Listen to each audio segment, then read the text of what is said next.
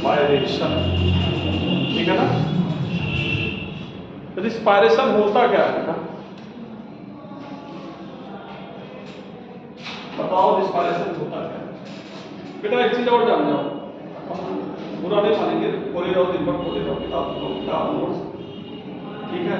दो जगह कभी कहा गया, दो पैर पे पाँव रखो गिर जाओ, ठीक है। दो चिंता करो, चाहे हमारा ही पढ़ लो, चाहे नोट्स पढ़ लो, चाहे किताब पढ़ लो, एक काम नहीं रिकॉर्ड होगा नहीं। वो देखते हो कितने लोग ऐसा जो देते हैं किस तरह लोग देते हैं, पता लगता है। सब खोले बैठे रहो, कोई दिक्कत नहीं, लेकिन ये चीज गलत हो, ठीक है। दिमाग एक जगह ही लगेगा, चाहे यहाँ लगेगा चाहे पढ़ने। चलिए बताइए रिस्पायरेशन क्या चीज है। रिस्पायरेशन, रिस्पायरेशन नहीं मालूम, पीछे बेटा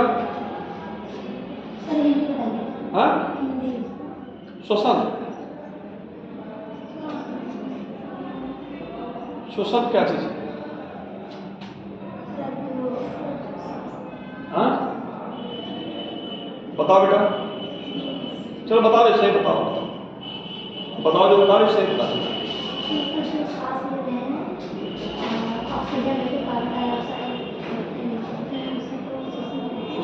चलो बैठ जाओ, और बेटा बताओगी बताओ श्वसन क्या, हाँ क्या तेज बोल दो, रिवीजन करना पड़ेगा, हाँ रिवीजन करना पड़ेगा पहले। रिवीजन करना बेटा तुम्हारा,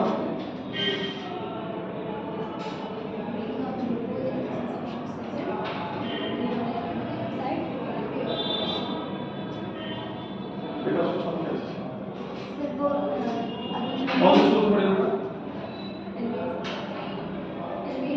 ये कौन सा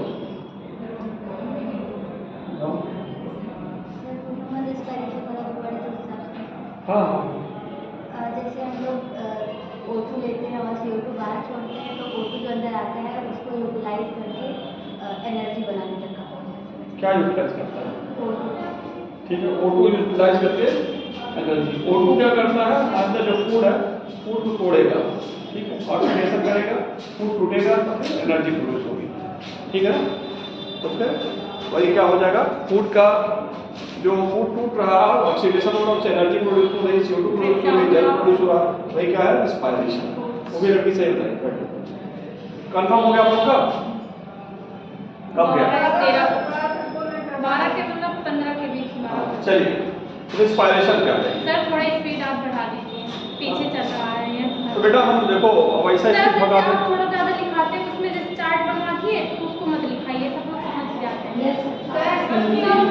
ड्रॉ पर नहीं है सर। देखो बेटा प्रॉपर है, लेकिन कुछ लोग के पास नोट्स है और कुछ लोग के पास एकदम हम स्पीड बढ़ा देंगे फिर मतलब नहीं रह जाएगा, पढ़ाने में बढ़ा देंगे। वो तो सर हम लोग को लेकिन पेज चल रहा है सर। अभी इसमें क्लियर तो 3 चैप्टर बचा है, वो भी पढ़ा। बहुत कौन सा तो इसमें जैसे इसका एक है यही बात। क्लास देखिए कितना लगा, क्लास में देखिए ना कितना लगा, हाँ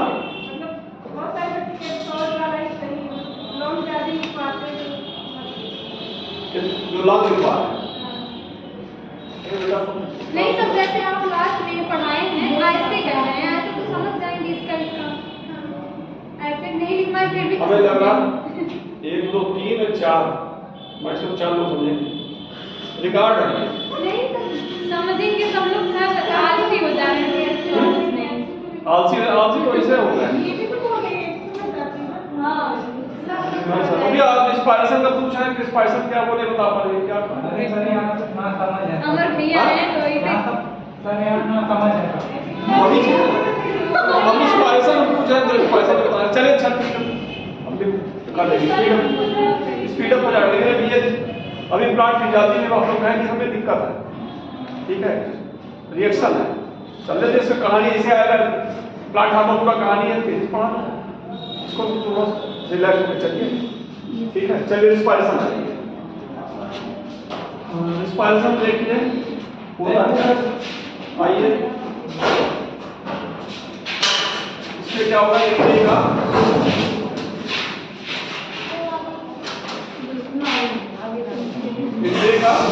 O2 इनसाइड कहाँ जाएगी, इनटेक की O2 कहाँ जाएगी, लंग। प्लान तो बना रहे हैं कि ह्यूमन वाला है। अरे थोड़ा ह्यूमनो वाला रेस्पिरेशन के लिए, और लंग में गई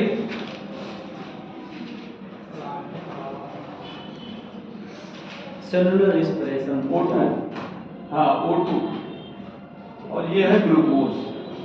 किसमें है ये, किसी भी सेल में। Yes sir. अब इसका क्या होगा, डिग्रेडेशन होगा या ऑक्सीडेशन होगा, और तब प्रोड्यूस होगा क्या चीज, CO2 H2O और एनर्जी। इसमें ढेर सारी एनर्जी, ठीक है, किस रूप में लॉस हो जाएगी, हीट में। और कुछ एनर्जी किस रूप में स्टोर हो जाएगी, ठीक है। और ये जो CO2 निकला, ये यहां से कहां आएगा, ब्लड में। ब्लड से कहां आएगा, लंग में, और लंग से CO2 कहां जाएगा, आउटसाइड।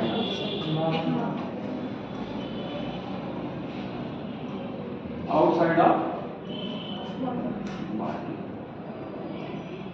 तो होता क्या है रेस्पिरेशन में, हम O2 लेते हैं, ये O2 जो लिए लंग में गई, लंग से क्या गई, सेल में। सेल में वहां ग्लूकोज होता है, ग्लूकोज का डिग्रेडेशन करेगा, ऑक्सीडेशन होगा, फिर क्या रिलीज होगा, CO2 H2O और एनर्जी, ठीक है। CO2 H2O और एनर्जी।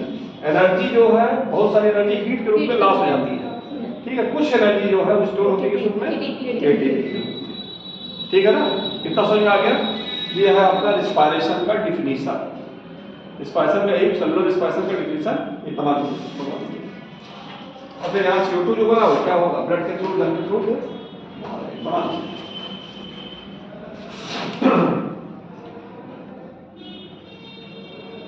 कहाँ कल गायब हो गई थी बेटा, एक लड़की, दोनों लोग कहाँ, और कहाँ, किसका,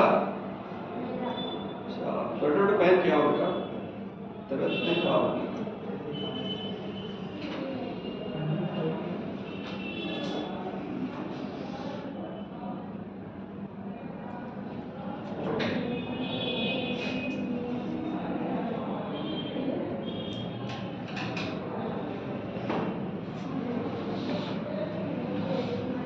बन गया,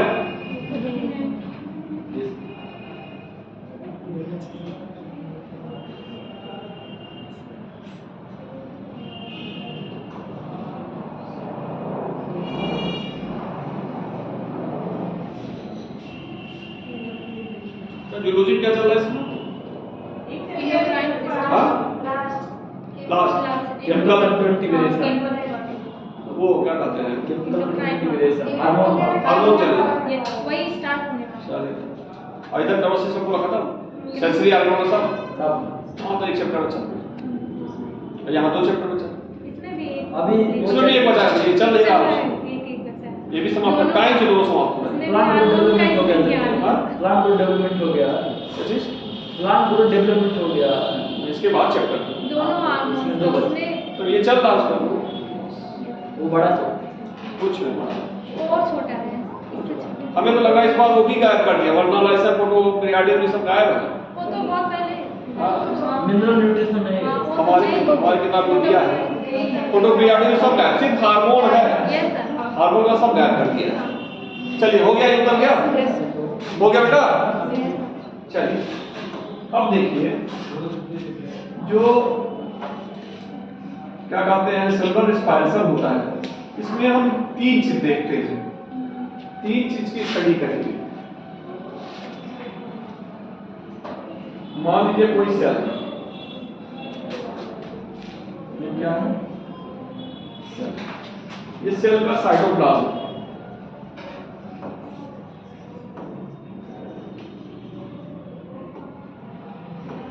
साइटोप्लाज्म में क्या होता है, ये ग्लूकोज है। ग्लूकोज कितने कार्बन का होता है, 6 सॉरी 6 कार्बन, ग्लूकोज कितने कार्बन हो गया? 6 कार्बन।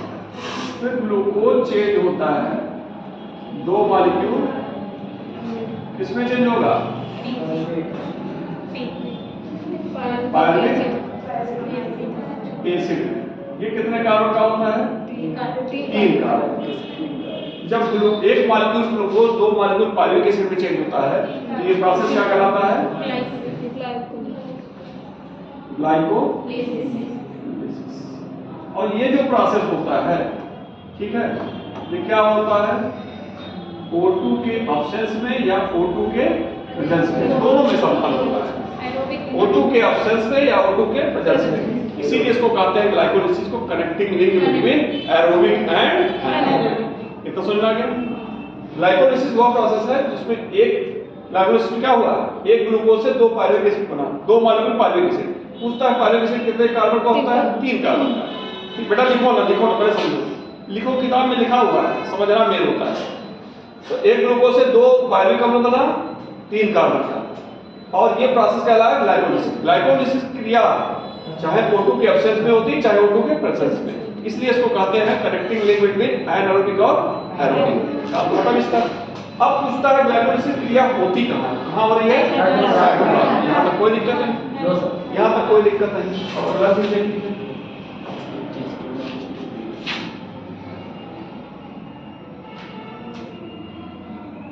अब यही होगा क्या? Mitochondria. Mitochondria double layer membrane structure है, सभी लोग जाते हैं, पावर हाउस कहते हैं। क्यों कहते हैं? क्योंकि एटीपी का प्रोडक्शन होता है। और माइटोकॉन्ड्रिया के बीचों बीच वाला जो पदार्थ होता है उसको क्या कहते हैं? मैट्रिक्स। क्या कहते हैं? मैट्रिक्स। ये आउटर मेम्ब्रेन है और ये क्या है? Inner membrane. यहां तक सब लोग जानते हैं, ठीक है। अब पायरुविक एसिड ये इंटर कर गया,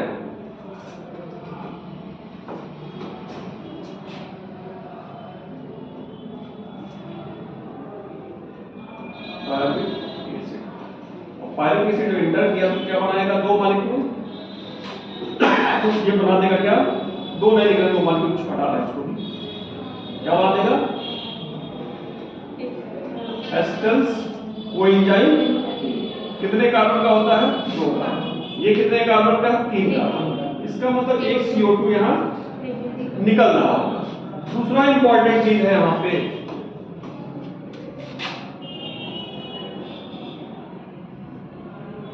NAD प्लस चेंज हो जाता है NADH2, ठीक है। अब एस्टर्स कोएंजाइम A जो बना वो एस्टर्स कोएंजाइम A, ठीक है ना।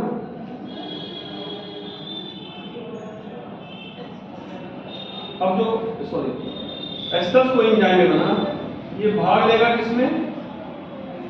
ये किसमें भाग लेगा? Krebs cycle. और क्रेब्स साइकिल होगा तो यहाँ क्या बनेगा? ऑक्सीडेशन स्टेप यहाँ भी होगा। NADH2 कितनी बार बनता है? 3 बार बनता है। NADH2 या FADH2 या FADH2 NADH2 बनेगा, इसमें भी क्रेब्स साइकिल, ठीक है। इधर देखिए, इधर पायरुविक एसिड कहाँ चला गया? अंदर क्या पायरुविक एसिड किसमें चेंज होगा? एस्टेस कोएंजाइम में। किसमें चेंज होगा? एस्टेस कोएंजाइम A, ठीक है। एस्टेस कोएंजाइम यूज हो जाएगा किसमें? क्रेब्स साइकिल, ठीक है। और ये सब बनेंगे, ठीक। तो पूछा जाता है इसमें, इस रिएक्शन को पायरुविक एसिड जो चेंज हो रहा है एस्टेस कोएंजाइम में, इस रिएक्शन को क्या कहते हैं? Link reaction. क्या कहते हैं? Link reaction. तो पहला क्वेश्चन आता है कि ग्लाइकोलिसिस की क्रिया कहाँ होती है? साइटोप्लाज्म में। दूसरा फिर आता है लिंक रिएक्शन कहाँ होता है?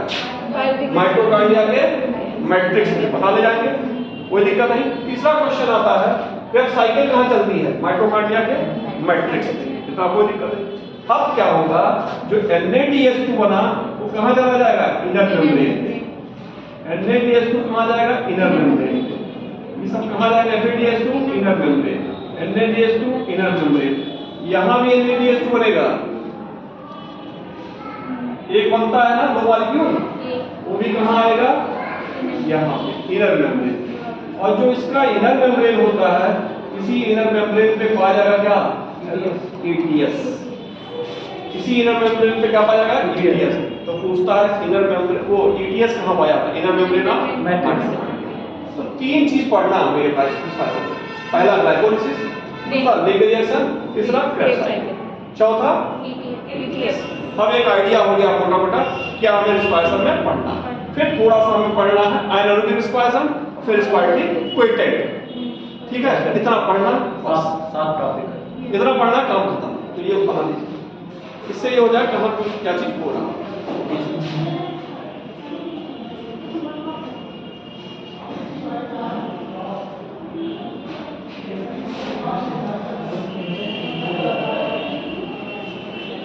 क्या हो, अब उल्टा चश्मा होने लगा रही हो, आँख खराब जाएगा।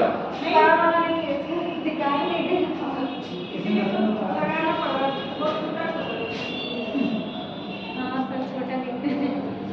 बेटा बड़ा लेकिन बोर्ड पूरा लेना पड़ेगा। आप लिख लेते हैं, आप कोई नहीं। और बड़ा लिखते क्या, नहीं इतना छोटा नहीं क्या लिख पाएंगे, इतना छोटा नहीं लिख पाएंगे।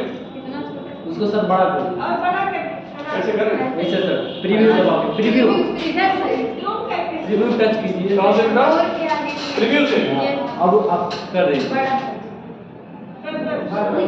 बस ये क्या अच्छा चीज बता,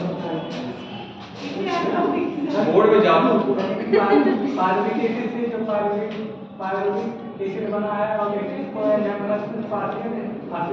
हाँ कहाँ पे, पार्लिंग एसिड का इसका कोई नहीं है, कहीं पार्शियल होगा, क्यों पार्शियल होगा, क्यों होता है, ये तो पूछ रहे हैं। एक NADH उपयोग होगा, NADH हो रहा तो ऑक्सीडेशन हो रहा, अब पार्शियल क्या है मेरे पास, ऑक्सीडेशन हो रहा, ठीक है, पार्शियल पॉइंट मिला, इनकम्प्लीट है। ठीक।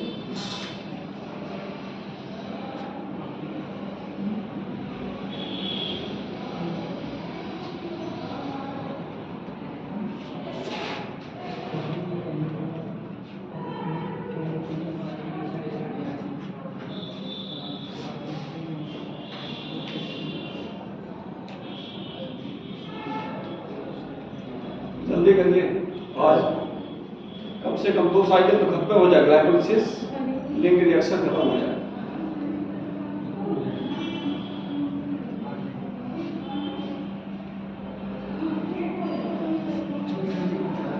अब तीनों 2 चीज तो रटना है, ग्लाइकोलिसिस क्रेब्स साइकिल, क्वेश्चन जरूर 1 से 2 क्वेश्चन जरूर आता है, पूरा वो स्टेप रटना ही है।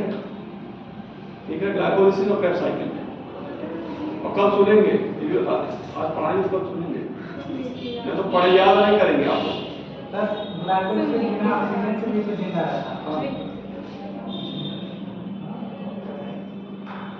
ये फिजिक्स की क्लास बहुत नहीं बोल रहे क्लास फिजिक्स क्या करती है, झूठ बोल रहे बात करें। अरे काम पढ़ाओ, बंद कर नहीं पढ़ते हैं, क्या हुआ सर, छोड़ते नहीं क्लास, रेगुलर क्लास।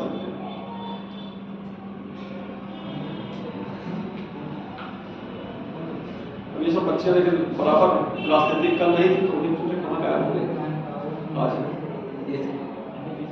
बंक वाले माफ करना। हम सभी जान मुझको नहीं करते हो जाता है। हो गया बेटा, पीछे हो गया आप लोग का। Pyruvate acid 3 carbon NAD plus NADH2 CO2 निकला है, लिंक रिएक्शन एस्टर्स को एंजाइम में, Krebs cycle NADH2 FADH2 NADH2 NADH2।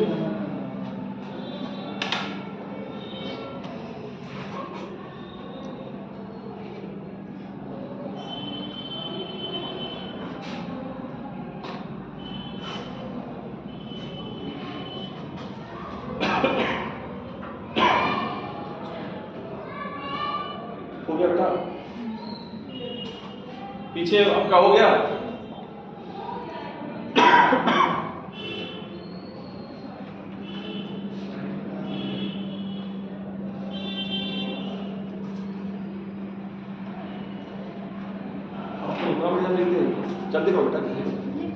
पीछे आप चलिए अब जाकर अब हेडिंग डाल दीजिए ग्लाइकोलिसिस। पेन ले लीजिए। हाँ? रिव्यू हटा दीजिए। हाँ चलिए। अब आ जाइए ग्लाइकोलिसिस। ग्लाइकोलिसिस बोलिए नहीं यस ग्लाइकोलिसिस। ठीक है ना? तो ग्लाइकोलिसिस को किसने खोजा? इसको इम्पेडल मेयरहाफ और पारहाफ ने खोजा। इसको क्या कहते हैं? इम्पेडल मेयरहाफ पारहाफ ने खोजा, इसे क्या कहते हैं? EMP1। दूसरा चीज कहाँ पाया जाता है बता दिए, कहाँ होता है? साइटोप्लाज्म। तीसरा चीज बता दिए कनेक्टिंग लिंक बिटवीन किसके बीच है? एनारोबिक और एरोबिक के बीच है। ठीक है, अब आ जाइए सबसे पहले शुरू कर दे इसको किससे? ग्लूकोज कितने कार्बन है? 6। अब ग्लूकोज चेंज होगा किसमें? अरे कहाँ जा रहा है?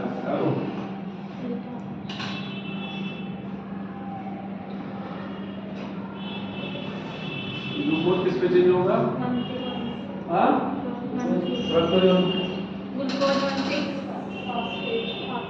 ग्लूकोज 6-फास्फेट। ग्लूकोज 6-फास्फेट में चेंज होगा तो यहाँ एक एंजाइम लगेगा। उस एंजाइम का क्या नाम है? एक्सोकाइनेज। एक्सोकाइनेज एंजाइम एक मिनरल के साथ काम करता है। वो मिनरल कौन सा है? हाँ? मैग्नीशियम। यहाँ कौन सा है मिनरल? मैग्नीशियम है। यहाँ पे क्या होगा? ATP कंज्यूम होगा। इसका कंजप्शन होगा ATP का। एक ATP टूट जाएगी इसमें ADP प्लस आईपी। कितना समझ में आ गया? तो ग्लाइकोलिसिस का पहला स्टेप है, उसमें पूछता है कौन सा एंजाइम भाग लेता है? एक्सोकाइनेज। किस आयन की उपस्थिति में होता है? मैग्नीशियम है। तो पहला पूछता है पहला एंजाइम कौन सा? ग्लाइकोलिसिस पहला एंजाइम कौन सा हो गया? ये क्वेश्चन 1, 2 या 3 बार दोहराया था। Yes sir. ठीक है, कौन सा एंजाइम है? एक्सोकाइनेज। किस आयन की उपस्थिति में एक बार पूछा गया? Magnesium ion. दूसरा इंपॉर्टेंट चीज है जो हेलो एक्सोकाइनेज है एंजाइम है, ये एलोस्टेरिक एंजाइम। कौन सा एंजाइम है? एंजाइम भी कई प्रकार के होते हैं, उसमें कौन सा एंजाइम है? Allosteric enzyme. एलोस्टेरिक एंजाइम क्या होता है? हाँ, एलोस्टेरिक वो एंजाइम होता है इसमें 2 बाइंडिंग साइट होती है। बताए हमने एंजाइम कहाँ से बताए थे? एलोस्टेरिक एंजाइम वो एंजाइम होता है इसमें 2 बाइंडिंग साइट पाई जाती है।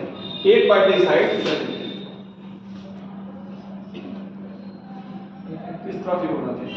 एक बाइंडिंग साइट किससे? सबस्ट्रेट से, और एक होगा एक्टिवेटर से। एक किससे? एक्टिवेटर से। ठीक है, 2 बाइंडिंग साइट पाई जाएगी। एक से सबस्ट्रेट बाइंड करेगा, इससे कैटालिटिक साइट कहां बैठा जाओ बिना पूछा है देखो, और दूसरी साइट कौन से बाइंड करेगा? एक्टिवेटर से। तो समझ में आ गया? तो पूछता है एक्सोकाइनेज कौन सा एंजाइम है? Allosteric enzyme. ठीक है ना? कैसा एंजाइम हो गया? Allosteric enzyme. चलिए अगला आ जाइए। सर एलोस्टेरिक मतलब क्या होता है? एलोस्टेरिक मतलब यही हुआ कि वो 2 बाइंडिंग साइट पाई जाती है। अब हेक्सोकाइनेज जो है, ठीक है, वो चेंज होगा किसमें?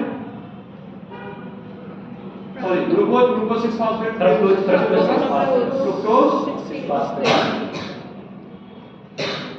6-फास्फेट। और यहाँ पे कौन सा एंजाइम पाया जाएगा?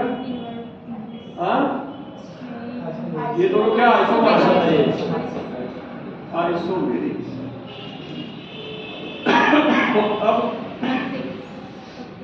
फ्रुक्टोज 6-फास्फेट किस पे चेंज होगा?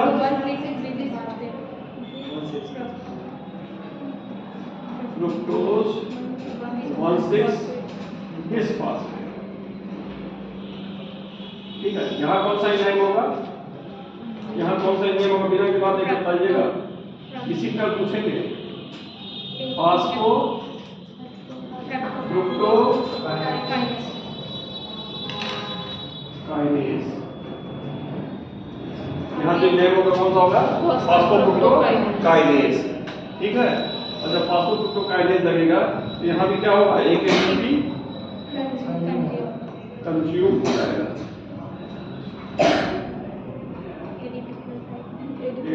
इसमें चेंज होगा ADP प्लस IPP। यहाँ पे एक ADP क्या होगा, कंज्यूम होगा।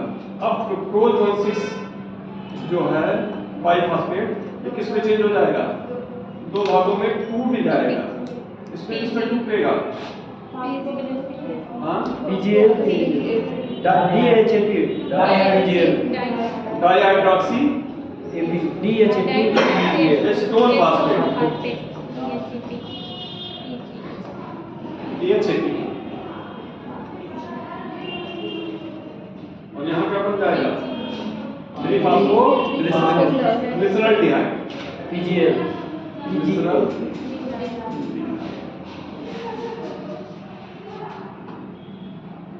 यहाँ पे कौन सा एंजाइम पाया जाएगा, एल्डोलेज।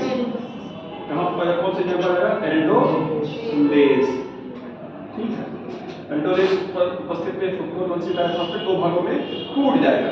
अब क्या होगा, ये डाइहाइड्रोक्सी एस्टोन फॉस्फेट जो है ये कन्वर्ट हो जाएगा किसमें, 3-फॉस्फो ग्लिसरॉल्डिहाइड। ये इसमें कन्वर्ट हो सकता है, वास्तव में ये कन्वर्ट हो जाएगा इसमें। ये दोनों एक दूसरे में इंटरकन्वर्टेबल है। यहाँ कौन सा एंजाइम होगा, आइसोमेरेज।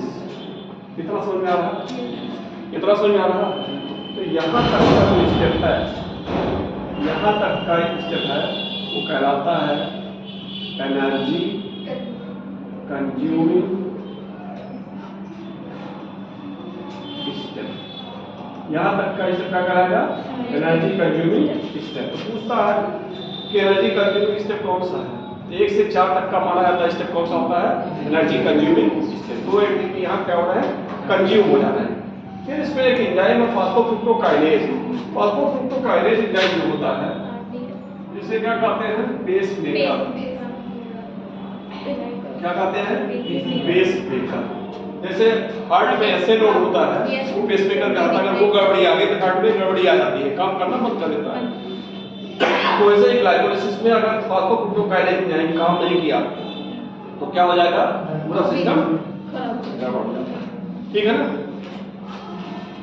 चलिए अगला आइए। हाँ यही कंट्रोल करता है ग्लाइकोलाइसिस। हाँ यही कंट्रोल करना। इसीलिए कोई कभी इसमें कुछ कंपटीशन में इन्वर्टर पूछ लेते हैं, पूछते हैं फास्फोफ्रुक्टोकाइनेज का इन्वर्टर कौन है, इसका इन्वर्टर कौन है, इसका इन्वर्टर कौन है, AMP नहीं, वो प्रमोटर है, इन्वर्टर ATP। ठीक है ना, ये क्वेश्चन पे भी आया हुआ है, फास्फोफ्रुक्टोकाइनेज का कौन सा प्रमोटर है, कौन सा इन्वर्टर है, ये भी पूछता है। ठीक है ना। चलिए अब बन गया क्या, 3-फॉस्फोग्लिसरॉल्डिहाइड। 3-फॉस्फोग्लिसरॉल्डिहाइड इसको यहाँ उतार दे रहे हैं पहले।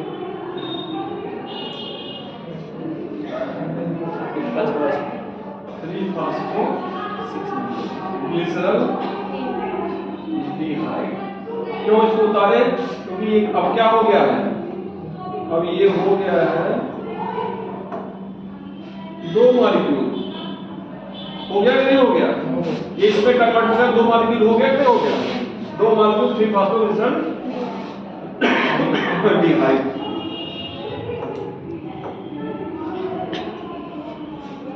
अब 2 मॉलिक्यूल फास्फोग्लिसरॉल्डिहाइड जो हुआ 3-फॉस्फोग्लिसरॉल्डिहाइड, ये चेंज होगा किसमें, 1,3 डाइफॉस्फोग्लिसरिक एसिड। 1,3 diphosphoglyceric acid. यहाँ पे कौन सा एंजाइम बनेगा, यहाँ क्या होगा, यहाँ पे क्या होता है, 2 मॉलिक्यूल NAD प्लस, इसमें चेंज हो जाएंगे 2 मॉलिक्यूल NADH2 में। ठीक है, क्या बन गया, 1,3 डाइफॉस्फोग्लिसरिक एसिड। ठीक है, तो 1,3 डाइफॉस्फोग्लिसरिक एसिड फिर किसमें चेंज होगा, ये किसमें चेंज हो जाएगा, 1,3 डाइफॉस्फोग्लिसरिक एसिड किसमें चेंज होगा, 3-फॉस्फोग्लिसरिक एसिड। 3-फॉस्फोग्लिसरिक एसिड। कितने मॉलिक्यूल हैं, 2 मॉलिक्यूल। यहाँ पे 1,3 डाइफॉस्फोग्लिसरिक एसिड किसमें चेंज होगा, 3-फॉस्फोग्लिसरिक एसिड। यहाँ कौन सा एंजाइम लगेगा, काइनेज। और सिंथेसिस किसकी होगी, इसकी सिंथेसिस हो जाएगी यहाँ 2 मॉलिक्यूल ATP की, 2 मॉलिक्यूल ATP की यहाँ सिंथेसिस हो जाएगी। अब इसी स्टेप को हम ऊपर ले रहे हैं 3 फास्फोग्लिसरिक एसिड 3 फास्फोग्लिसरिक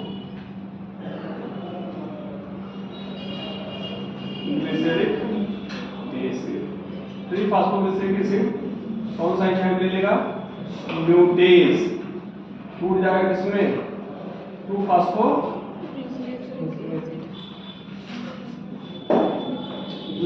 एसिड। और 2 फास्फोग्लिसरिक एसिड में कितना मॉलिक्यूल है? 2 मॉलिक्यूल। ये कितना है? 2 मॉलिक्यूल। ठीक है ना? क्या हुआ बेटा? गलत है? ठीक है क्या?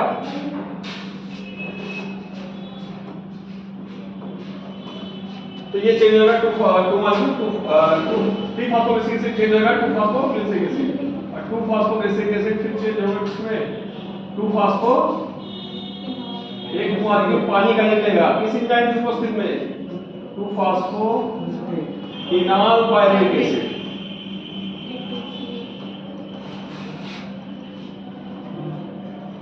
यहाँ निकल जाएगा H2O।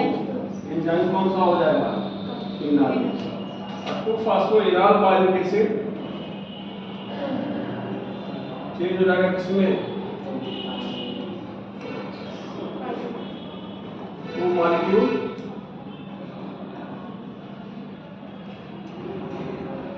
Pyruvic acid.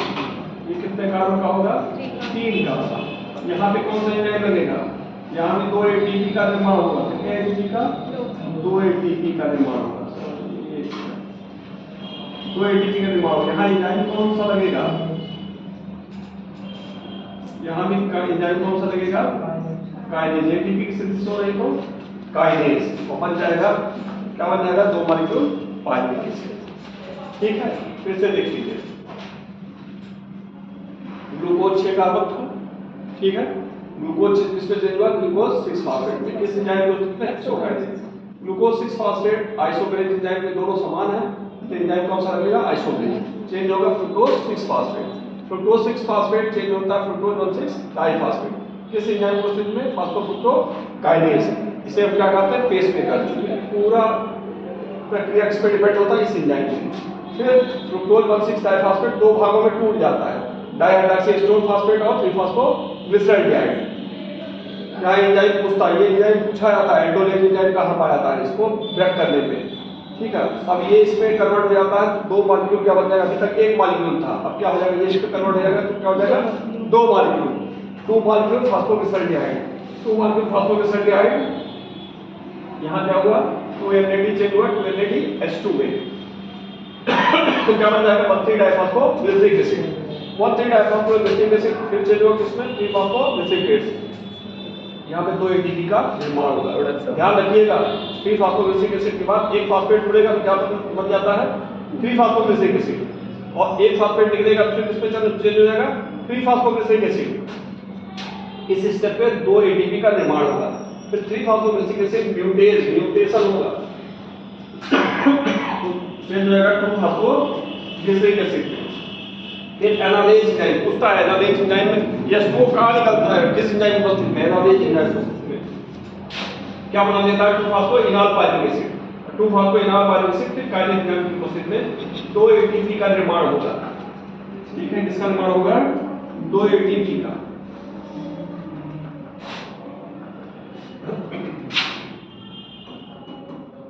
साफ सुथरा। अब 2 ATP बन गया तो ये चेंज हो जाता है किसमें? Pyruvic acid. यहाँ पे कौन सा आयन होगा? ठीक है ना? कितना समझ में आ गया? कितना समझ में आ रहा? बना दीजिए।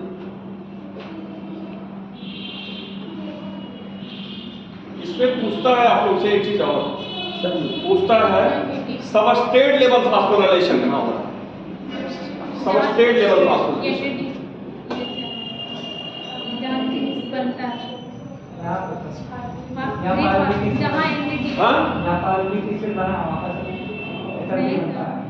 जहाँ NADH बनता है वही होता है। कहाँ हो रहा?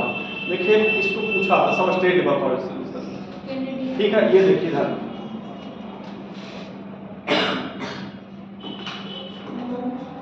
ये सबस्ट्रेट है। और ये प्रोडक्ट। तो यहाँ जो एटीपी बन रही है वो कहलाती है substrate level substrate level phosphorylation.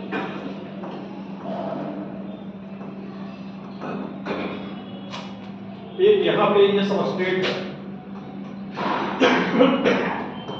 ये प्रोडक्ट है, यहाँ भी क्या हो जाएगा?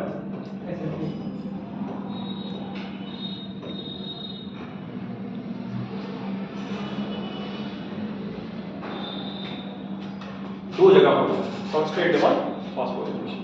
चलिए बना लीजिए।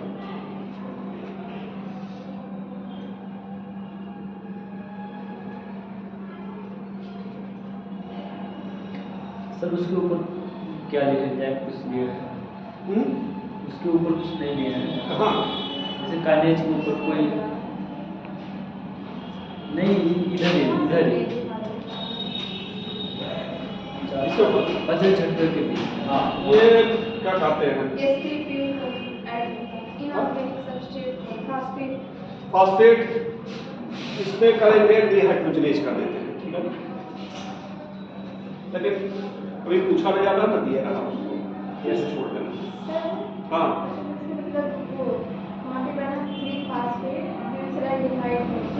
हाँ तो सर उसके बाद रोमन ग्रीन बन गया है, तो हाँ एक फास्फेट और कैसे आया?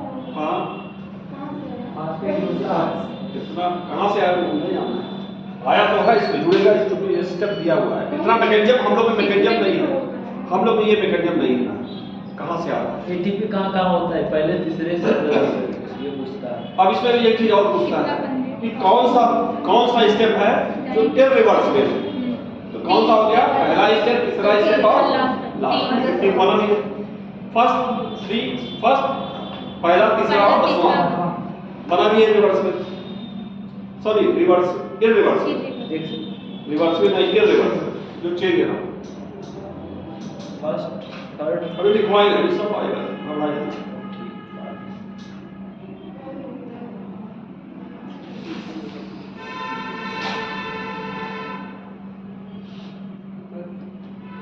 जो है क्लोराइड वहाँ पर यूज होता है, हाँ? कॉम्पिटिटिव इनहिबिटर होता है, कौन सा? कॉम्पिटिटिव इनहिबिटर, हाँ वहाँ पर क्लोराइड यूज होता है। किसमें? एनालाइज में। हाँ तो जब निकल रहा तो वो तो है ही, कम्युनिटी रिजल्ट हो गए। क्लोराइड इनहिबिटर होता है, लेकिन वो नहीं पूछा नहीं, ये पूछा है, फास्फोग्लूकोकाइनेज का इनहिबिटर पूछा है। लेकिन फास्फेट सर यहाँ से डाइहाइड से और वहाँ से एल्डिहाइड से दोनों टूटते हैं सर, वहाँ से जुड़ता है तब इसमें ट्रांसफर होता है। मैकेनिज्म का तो हम मैकेनिज्म हम लोग नहीं, मैकेनिज्म बीएससी रसी है, एक स्टेप वहाँ पढ़ाया, वहाँ तो है सर, एक स्टेप पढ़ाया, वहाँ पूरा स्टेप, पूरा हर स्टेप चेंज होता है, वहाँ खुली चेन है सर, खुली चेन में होता है, ओपन चेन में।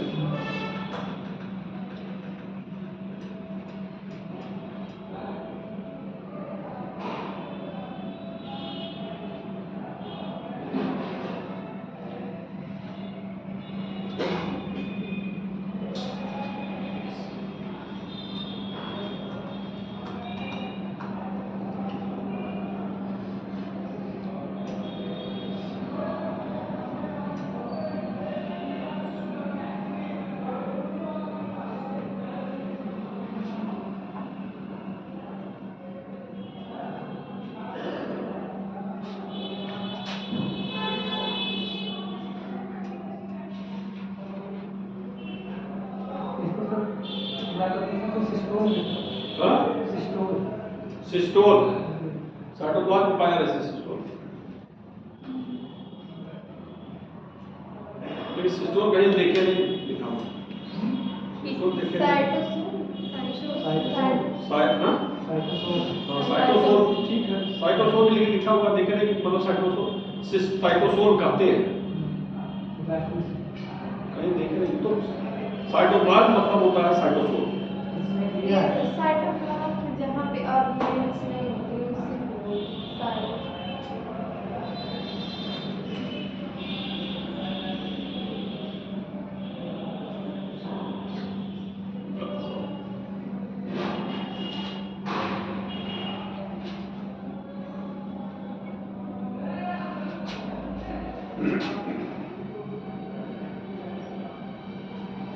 कल पूछेंगे जरूर, याद करके आइए हर स्टेप। और भी नहीं याद करेंगे तो फिर भूल जाएंगे, छोड़ देंगे, पढ़ेंगे नहीं। दूसरी तो कहना, हाँ क्या याद करें तो हो जाएगा, लिख के याद करिएगा। तभी इसमें पूछेगा जिस स्टेप में कहाँ फास्फेट टूटा, कहाँ वो sp4 बनता, कहाँ क्या बनता, ठीक है ना। यहीं पे एक ऐड होता है, इधर देखिए, इधर इधर इधर यहीं पे एक sp4 ऐड होता है, वो भी ऐड किया दिया नहीं, इसको छोड़िए।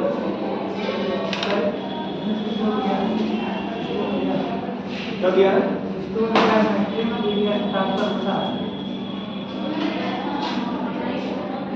अरे वो नहीं बोलो यार, तेज बोलिए थोड़ा सा।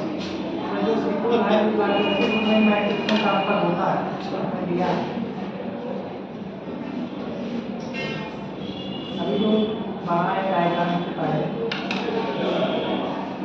उसमें मैंने आगे एसिडिक है, इलेक्ट्रॉन फिर फास्फेट है और डाइहाइड्रोजन फास्फेट है, सब कर साइकिल सब आया, सब आएगा। बन गया बेटा, पीछे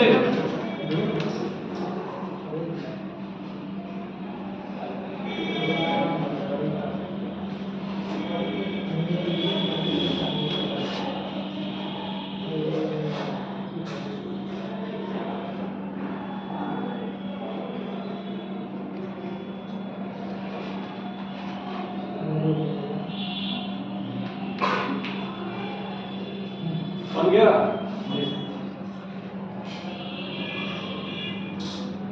चलिए लिखिए, आपका कहाँ छूट गया? बीच में रुक जाएंगे फिर लिखने नहीं लगेंगे। सब छूटा नहीं है। चलिए लिखिए, ग्लाइकोलिसिस। देखिए, glycolysis first discovered by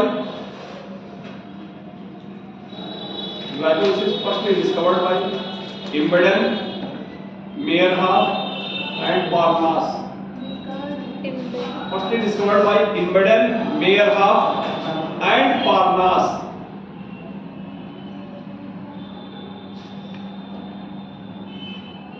So commonly known as Imbeden, Meyerhoff, Parnas. So commonly known as EMP pathway. So commonly known as EMP pathway. So commonly known as EMP pathway. अगला पॉइंट लिख दीजिए, commonly known as EMP pathway. अगला point लिखिए, अगला point लिखिए, glycolysis occurs in cytoplasm.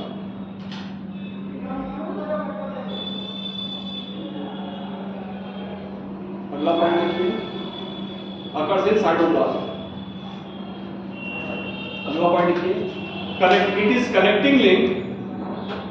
is connecting link between anaerobic and aerobic respiration. Connecting link between anaerobic and aerobic respiration.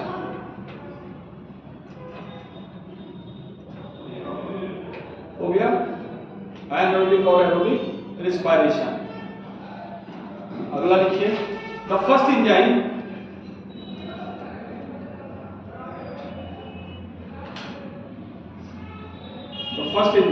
in glycolysis,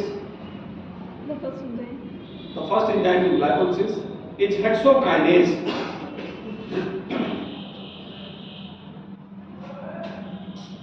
which is allosteric enzyme. Hexokinase,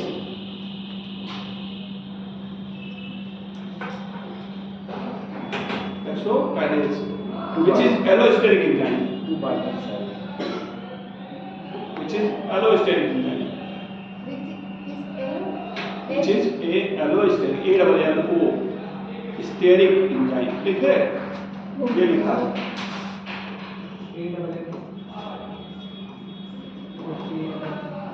allosteric enzyme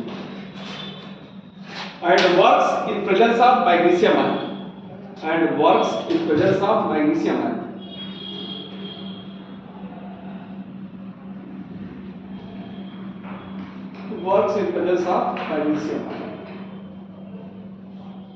अगला point देखिए in glycolysis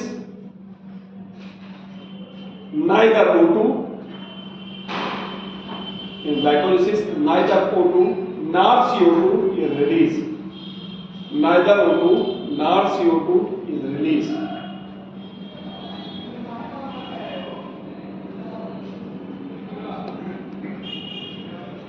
अगला लिखिए neither O2 nor CO2 released.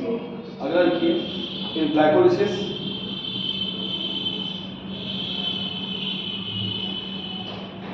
three irreversible reaction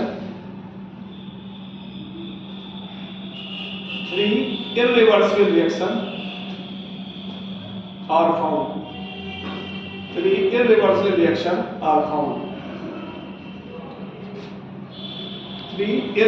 reaction are found. At step first, third and 10. Glycolysis कितने step में संपन्न होता है? 10. पहला, तीसरा और दूसरे स्टेप पे इरिवर्सिबल होता है। अगला पॉइंट लिखिए ATP भी। अगला point in glycolysis in presence of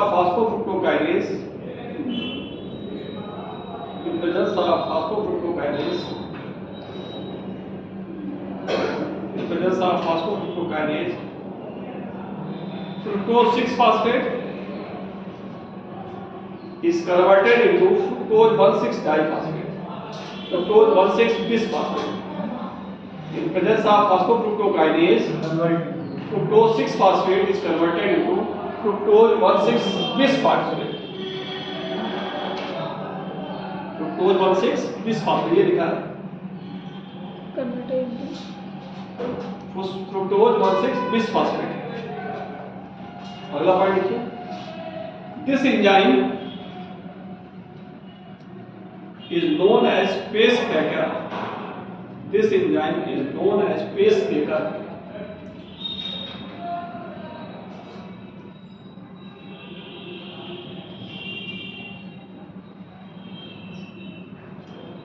हो गया। अगला पॉइंट लिखिए phosphofructokinase enzyme is promoted by AMP.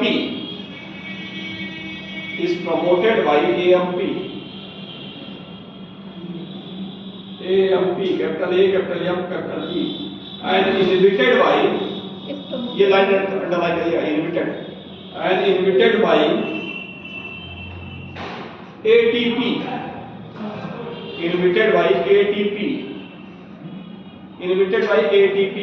Underline करिएगा, इनहिबिटेड अंडरलाइन करिएगा, फॉस्फोफ्रुक्टोकाइनेज अंडरलाइन करिएगा। अगला पॉइंट देखिए in glycolysis first three step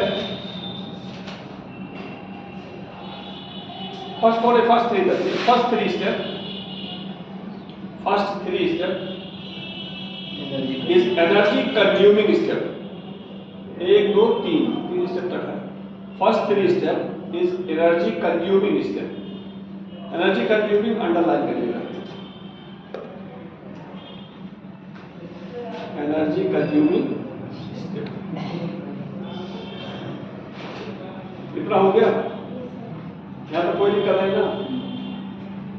चलिए अगला पॉइंट लिखिए इन ग्लाइकोलाइसिस 2 मॉलिक्यूल H2O। देखिए एक चीज देखिए, अगर 2 मॉलिक्यूल है फिर भी तो 2 मॉलिक्यूल होगा। 2 molecule H2O is release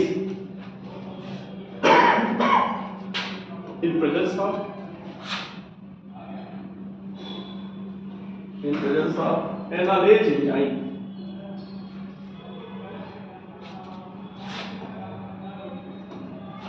In presence of analase enzyme. अगला पॉइंट लिखिए in glycolysis in glycolysis at two places, substrate level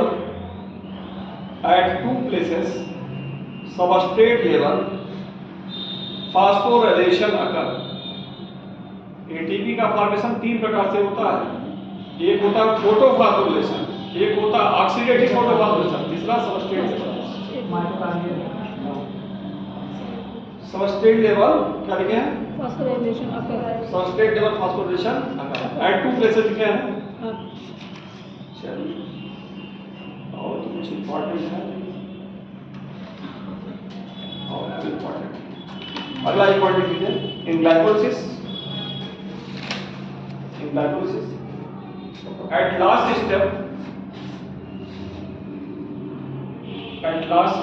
two molecule pyruvic acid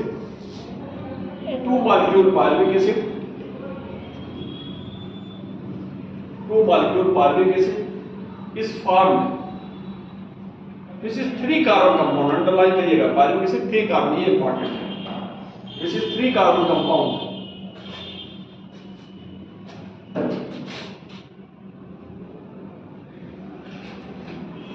अब बताइए, पूछता है ग्लाइकोलिसिस में कितना एटीपी कंज्यूम हुआ? कितना एटीपी कंज्यूम हुआ? 2 एटीपी। ठीक है। सबस्ट्रेट लेवल फॉस्फोरिलेशन से कितना एटीपी बना?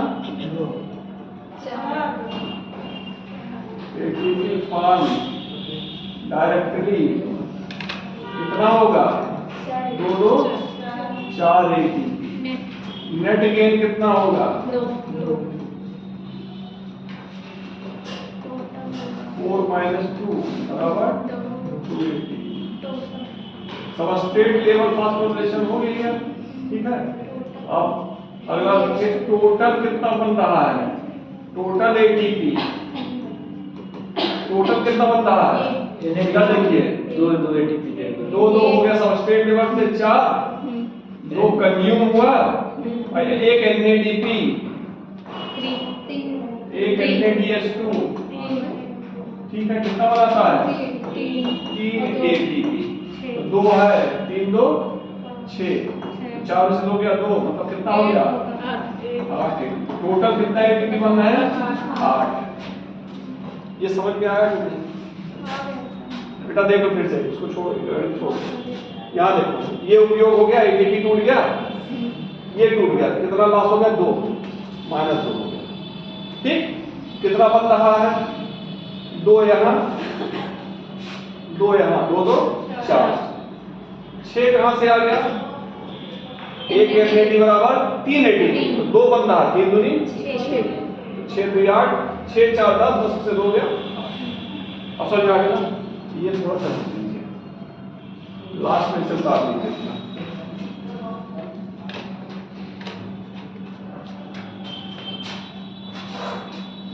जो पहले इस तरह एटीपी जो 3 ATP है वो माइटोकॉन्ड्रिया कैसा है? कहां माइटोकॉन्ड्रिया की तो ग्लाइकोलिसिस है। आपके लिए फॉस्फोराइलेशन से आया है ना? अरे मान लिया गया। हां मान लिया गया। हां मान लिया। चलिए, पहला तीसरा एटीपी दे रहा है, 7वां 10वां एटीपी दे रहा है। बना दीजिए, इसको देख लीजिए।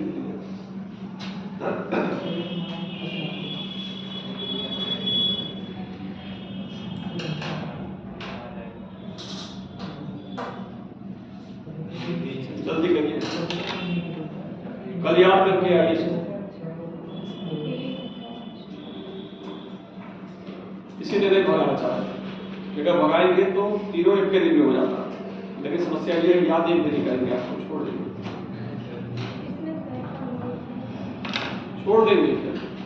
बन गया बेटा सबका? हो गया सबका? चलिए, अब देखिए अगला जो इसमें है क्या बन गया? Pyruvic acid. ठीक है ना? अगला है fate of pyruvic acid. Pyruvic acid और क्या क्या बनाएगा? Fate of pyruvic acid.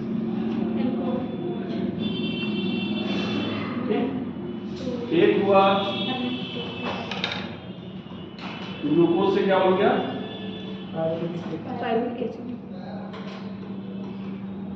You है ये, ग्लूकोज से क्या बन गया? Pyruvic acid.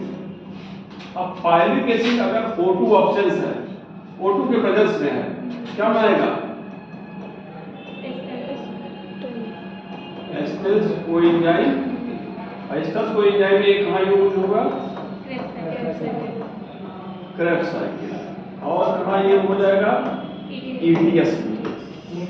ठीक है ना, इलेक्ट्रॉन ट्रांसफर सिस्टम में। तो ग्लूकोज पायरुविक एसिड का फेट पूछा कहाँ कहाँ उपयोग होगा? पायरुविक एसिड जो है ये बना अगर O2 प्रेजेंट है तो ये एस्टर्स कोएंजाइम पर आएगा, एस्टर्स कोएंजाइम यूज हो जाएगा यहाँ। अगर O2 एब्सेंट है ये बनाएगा लैक्टिक एसिड। O2 एब्सेंट में लैक्टिक एसिड कौन सा एंजाइम होगा? लैक्टिक डिहाइड्रोजिनेज पूछा जाता है। ये कहाँ होगा? मसल्स में, ह्यूमन मसल्स में। अगर O2 एब्सेंट होगा किसमें? ईस्ट में, पंजाई में, तब क्या बना देगा? C2H5 प्लस CO2 क्या बन रहा है? यहाँ क्या करेंगे? अल्कोहलिक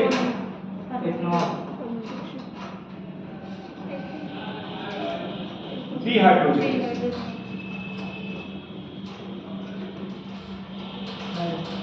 यहाँ देखिए, यहाँ पे O2 कैप्सूल्स में सिर्फ लैक्टिक एसिड बनता है, CO2 नहीं बन रहा है। तो पूछा आता है कि कहाँ पे CO2 बनता है? अल्कोहलिक डिहाइड्रोजिनेज एंजाइम रहेगा तो वहाँ CO2 बनेगा और इतना बनेगा, और लैक्टिक डिहाइड्रोजिनेज एंजाइम होगा सिर्फ लैक्टिक एसिड बनेगा, वहाँ पे CO2 नहीं बनेगा।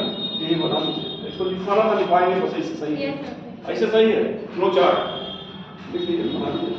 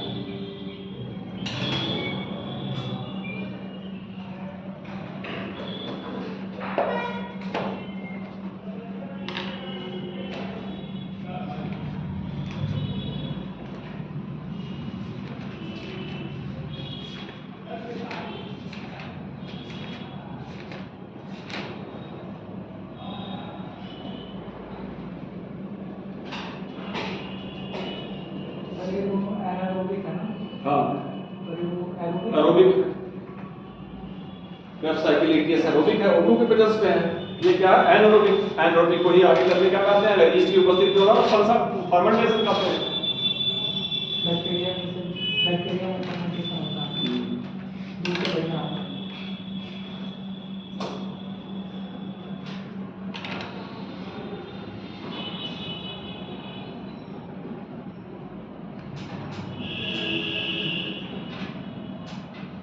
हो गया?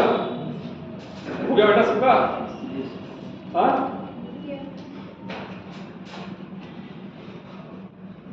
हो गया। चलिए अब अगला आ जाइए। अब बन गया 2 molecule pyruvic acid.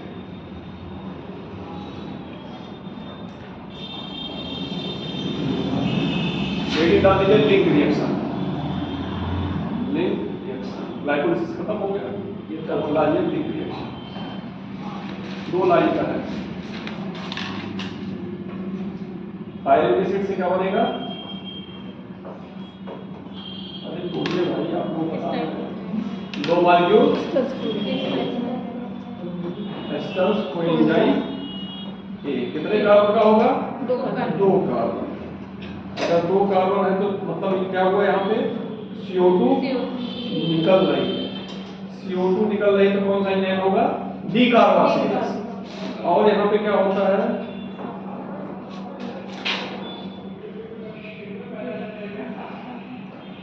NAD plus change होता है NADH2। यहाँ पे एंजाइम कौन सा काम करता है? एंजाइम कौन सा होगा? पायरुविक डिहाइड्रोजिनेज कॉम्प्लेक्स कहा जाता है। डिहाइड्रोजिनेज एंजाइम का नहीं छोड़ा था, कॉम्प्लेक्स कहा जाता है। क्यों कॉम्प्लेक्स कहा जाता है? तो पायरुविक डिहाइड्रोजिनेज तो ये हो गया, CO2 जो लग रहा है, CO2 को निकलने के लिए जो एंजाइम काम करता है वो कार्बोक्सिलेज होता है। तो पायरुविक डिहाइड्रोजिनेज कार्बोक्सिलेज या कहिए पायरुविक डिहाइड्रोजिनेज कॉम्प्लेक्स। ठीक है, इसमें एक एंजाइम, इसमें एक मेटल भाग लेता है। कौन सा आयन होता है? Magnesium ion. ये भी पूछा जाता है पायरुविक डिहाइड्रोजिनेज में कौन सा एंजाइम भाग को मेटल भाग लेता है। अगला चीज देखिए, फिर इसमें बहुत सारे कोएंजाइम भाग लेते हैं। कौन कौन से कोएंजाइम हैं? TPP। अगला कौन सा है? Lipoic acid. अगला कौन सा है? NAD+। अगला कौन सा है? FAD+। अगला कौन सा है? Coenzyme A। कौन सा मेटल भाग लेता है इसमें? बता चुके।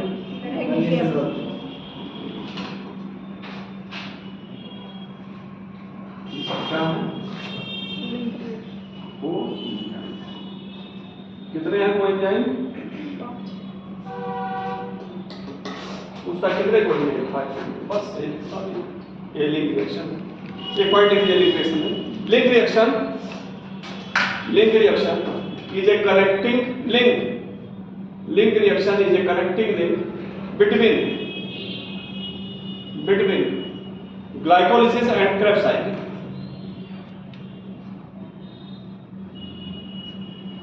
Glycolysis and Krebs cycle. अगला पार्ट देखिए, in link reaction pyruvic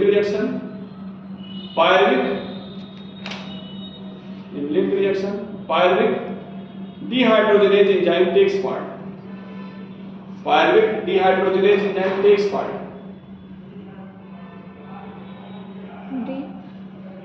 Hydrogenase enzyme takes part, which works in presence of magnesium ion. Which works in presence of magnesium ion. Which works in presence of magnesium ion. अगला part देखिए, in this step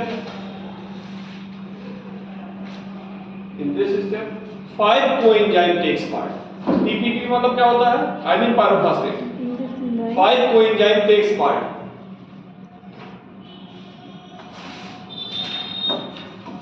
TPP मतलब हो गया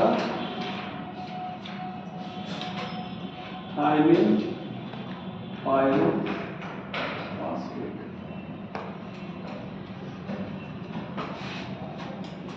बता दो बस, आज इतना ही, ठीक है ना? Amine pyrophosphate। तो 2 मॉलिक्यूल पायरोलिसिस से बन गया, 2 मॉलिक्यूल एस्टर कोएंजाइम A, और एस्टर कोएंजाइम A बन गया तो यहाँ से चल जाएगा क्या? Krebs cycle. अब अगला जो लेक्चर होगा उसमें क्रेब्स साइकिल, ETS काम चैप्टर खत्म। 2 दिन में आप लोग चैप्टर 2 दिन में खत्म हो जाएगा, छोटा चैप्टर था। ऐसे ही 2 दिन में हार्मोन 2 दिन में जाएगा।